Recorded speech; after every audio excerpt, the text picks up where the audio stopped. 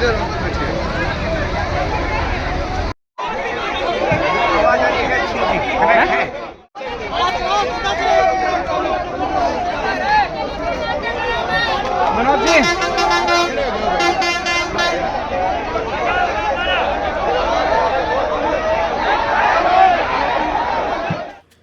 नमस्कार दोस्तों, आप देख रहे हैं हरिभूमि टीवी और मैं हूं आपके साथ मनोज वर्मा। इस वक्त हम खड़े हैं हांसी के गांव चैनत में। चैनत में बड़ा जल आंदोलन चला हुआ है। हम बिल्कुल उसी जगह पे खड़े हैं जिस जगह को लेकर ये विवाद गहराया हुआ है, आंदोलन चला हुआ है। 40 दिन से ज़्यादा हो चुके हैं इस आंदोलन को चले हुए। ग्रामीण धरने पर बैठे हैं।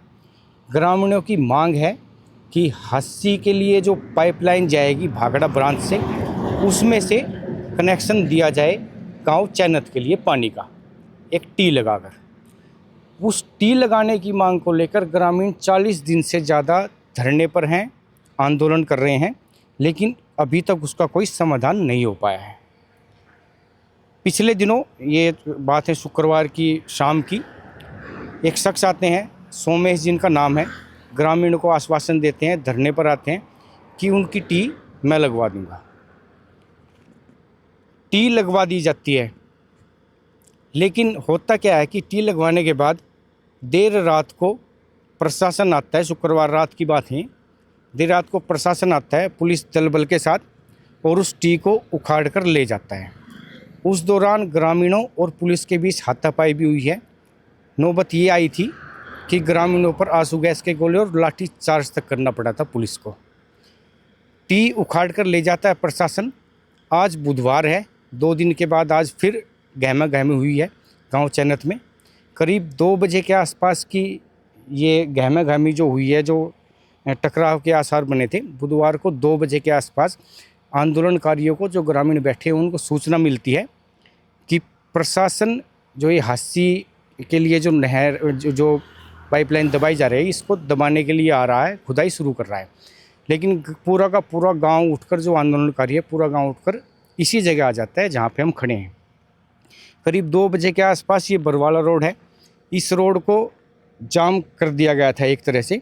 लेकिन ग्रामीणों की मंशा ये नहीं थी कि जाम लगाया जाए। उस तरफ पुलिस खड़ी थी, पुलिस पूरी दल बल के साथ अपने पूरे उसमें आई हुई थी। ग्रामीणों की मंशा नहीं थी कि जाम लगाएं, इसलिए ग्रामीणों ने कुछ देर के बाद, जैसे ही पुलिस गई तो ग्रामीणों ने वो जाम खोल दिया, सड़क खोल दी, वाहनों का आना जाना शुरू हो गया। फ़िलहाल 4:30 बजे के आसपास का समय है और यहाँ पर ये रोड पूरी तरह खुला हुआ है।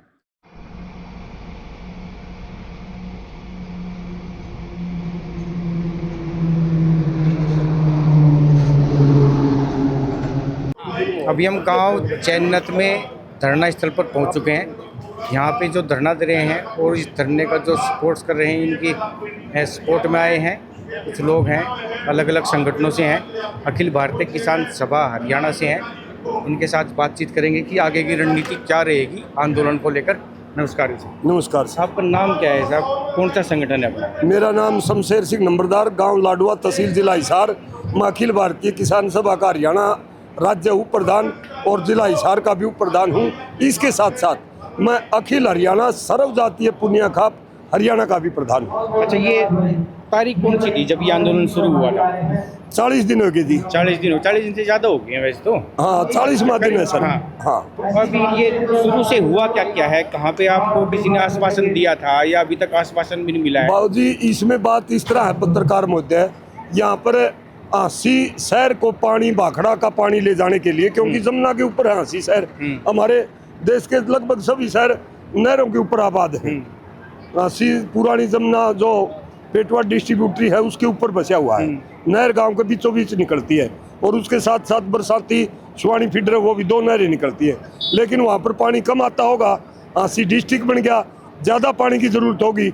सकारात्मक बात करें तो, नेगेटिव बात करें तो बहुत सारी बातें हैं। ब्याड़ा साहब ने वहाँ पर कॉलोनियाँ काट रखी, कॉलोनी काटने का काम करता है। अपनी कॉलोनियों के रेट बढ़ाने के लिए भाखड़ा का पानी ज्वाइंट करने को जा रहा है। अच्छा। हमें कोई दिक्कत नहीं, हांसी के लोगों को पानी मिलना चाहिए। लेकिन वो अपना पर्सनल बेनिफिट के लिए, जो हांसी का विधायक है विनोद ब्याड़ा, ये काम कर रहा है। 36 इंची पाइपलाइन या राजली गाँव के साथ से हांसी बरवाला रोड के साथ साथ वो ले जा रहे हैं 80 के अंदर। भाई पानी की किल्लत खत्म हो जाए। हाँ। और ये चानत गांव है, इस गांव के अंदर से चानत गांव भी 80 हल्के का गांव है, विनोद ब्याना की कंस्टिट्यूंसी का गांव है, यहीं से प्रतिनिधि हैं वो। इन लोगों ने पंचायत सरपंच को साथ लेकर के गए, बोला जी इसमें तो हमने एक टी दे दो, हमारे वाटर वर्क्स में पानी नहीं आता। जो उनका दिक्कत है वो दिक्कत इनका है। और 2 गांवों की डिग्गी है इस वाटर वर्क से, मस्जिद गांव में भी पानी जाता है। एक बात, छोटी सी बात आपसे पूछो तो कितनी दिक्कत है पानी की यहाँ पे? बिल्कुल ही नहीं आता, कम आता है, बिल्कुल नहीं जी, बिल्कुल नहीं आता। खारा पानी के ट्यूबवेल ला रखे डिग्गी में, और वाटर वर्क से कर्मचारी हैं बेचारे, उनकी तो आपकी नौकरी करनी है, वो ट्यूबवेल चला करके खारा पानी उसमें डाल करके, अच्छा वही सप्लाई होता है? वो पानी सप्लाई होता। मेरे गांव में भी ऐसे ही होता था, मेरा लाडवा गांव है, हमारा भी भागड़ा से ज्वाइंट हुआ है। जब पानी की किल्लत मिटी है तो इन्होंने कहा जी एक छोटी सी 3 इंची टी हमारा लगा दो, हमारा पानी की किल्लत खत्म हो जाएगी। तो हाँ, हम आऊँ करेंगे विधायक जी विनोद जी ब्याना साहब, ये लोग फिर इनका अधिकार है, उनका MLA है जी, इनको उसके ऊपर घमंड है, हमारा MLA। बोला जी हम धरने बैठा, बोला बैठ जाओ। ये लोग 40 दिन पहले धरने बैठ गए, धरने पर बैठे हुए 6 दिन हुए थे, ब्याना साहब यहाँ पर आए भी हैं, हम नहीं थे। उनके चुनाव के वायदे भी इन लोगों ने याद दिलवाए, आपने वो वादे पूरे नहीं किए, ये भी नहीं करोगे, वो चले गए। फिर चंडीगढ़ पब्लिक हेल्थ के अधिकारियों से भी मिलवाया गया, गांव की पंचायत को, धरना कमेटी को, लेकिन रिजल्ट 0 निकला। 300 किलोमीटर बुजुर्ग आदमी गए धक्के खांदे भूखे प्यासे चंडीगढ़, और भूखे प्यासे आगे कुछ नहीं मिला।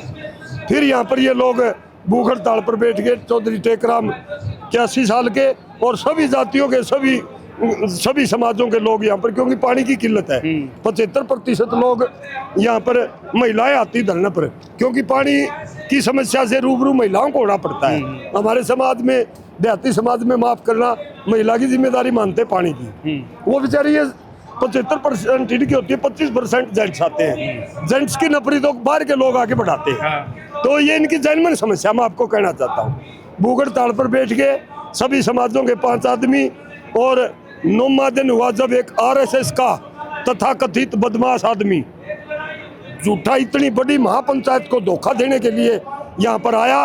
उसने कहा मैं सरकार का नुमाइंदा हूँ और सरकार का भेजा हुआ हूँ, मैं आपकी टी का समाधान करूंगा। गल्ला टी लिया, जो जिसका नाम सोमेश है वो? हाँ, सोमेश नाम का बंदा। वो RSS का है आपका कहना है? RSS का पक्का।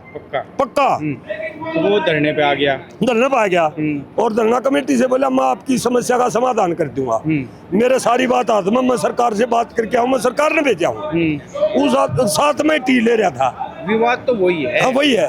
तो उनको टी लगा दी, हरियाणा नहीं लेके आ पाए, SPDC नहीं लेके आए पाए, वो अपने साथ में लेकर साथ लेके आया, टी लगा दी। तो उड़द जजकार के नारे, बीजेपी के RSS के नारे लगाए। लोग तो सीधे साधे लोग तंग हो रहे थे धरने पर, भाई समाधान हो जाओ, अच्छी बात है। लेकिन वो एक प्रपंच था, बहुत बड़ा धोखा था। इन बुजुर्गों का अनशन तुड़वा करके इनका एक धर्मयुद्ध लड़ रहे थे ये लोग। अनशन मैं सिर्फ 2 ही बातें कहने के लिए खड़ा हूँ। आज कोई हम धरने की और उसकी बात करा, सारे भाइयों ने कर ली होगी। आज हम बात सिर्फ इस बात की करांगे कि वो आदमी हमारे साथ सड़क क्यों कर गया। चल भैया, आज जब मेरा पक्का मैंने भाई RSS का, मैंने मेरा था RSS का, मगर रोटी लेकर आ रहा था मैं गाँव में, सारा भैया ने राजी लग गया था, बीच में फिर बोलना न्यू हो जाया करा मनुष्य का। मिलती चीज इसने रोक दी, हम तो सपोर्टर थे नहीं, अच्छी बात नहीं होती। भाई साहब फोन करो थोड़ा, हमारे साथियों का दबाव अच्छा लगा, हमारे साथियों के दबाव अच्छा किया गया था, हमारे साथियों को बीच में लेकर गया, समझ गए? नहीं तो गोली करा किसी एक विश्वास मारा गया तो दिन रात मन मारने तो न देखा हो, और उनका गला कोई आजे उस पर शक करा रहा हूँ। तो कहता भाई वो मेरा तो फलाना बैठा था, उसने रोकना चाहिए। पूरा तो सा आदमी गोली खाड़ खाकर छाती अड़ा के मारा गंदा चल, उस पर भी शक करा ले, फिर क्या जिंदगी हो गया। तेरा मतलब की बात है सारी। रोटी खाने तो पहला किसी ने नहीं मेरा या तेरा सिर देगी दस्त लागेगी लावेगी या तेरा शरीर में फायदा करेगी। आज उसके दस्त लाग के एकदम खा जा मुराहा टटका करना चाहिए था मेरे भाई होता रहता है इन बातों से।